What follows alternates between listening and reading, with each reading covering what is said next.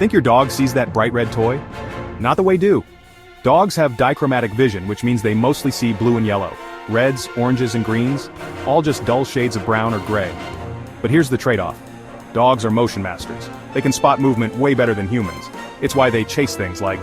Plus they have a wider field of view, up to 240 degrees, and can see in the dark thanks to a special layer in their eyes. So while their world has fewer colors, it's full of movement, awareness, and instinct. Different vision, same love. Like and subscribe for more. Follow at theanimal.lover on YouTube.